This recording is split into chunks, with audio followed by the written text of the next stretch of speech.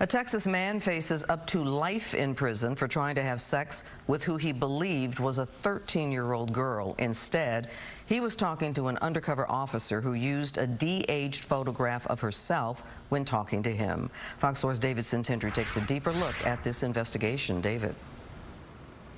Well, the undercover officer who was posing as that 13-year-old girl told the predator that she was having second thoughts about meeting him and that she was scared.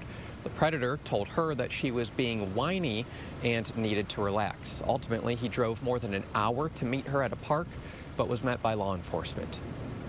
These photos appear to be of a 13-year-old girl. The thing is, they are not.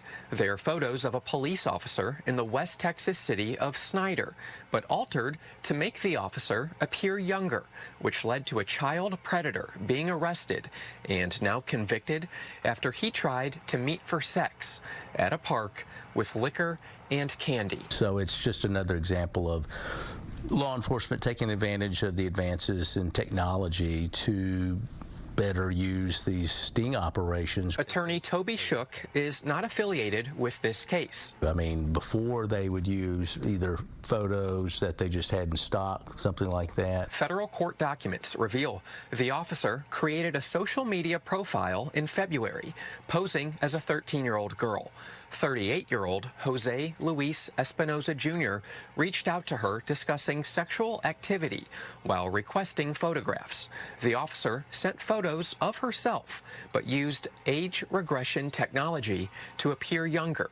Espinoza sent sexually graphic messages and said, "You really are a kid, aren't you?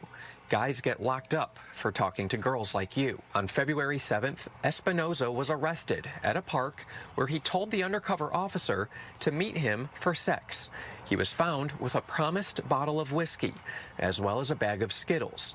He also brought a towel, condoms, and a handgun. Yeah, these sting operations are becoming more and more common. Shook says it's critical for undercover officers to not entrap the suspect. An officer can pose as a child, but they have to let the suspect engage in the illegal activity, as was done in this case. They can't be the person who's reaching out and trying to convince them to commit this crime or actually put it in their mind, so to speak, when we're talking about entrapment. The officers are pretty well trained in how to correspond with the suspect. Espinoza is awaiting sentencing. He is facing at minimum 10 years in federal prison. Clarice, back to you. David, thank you.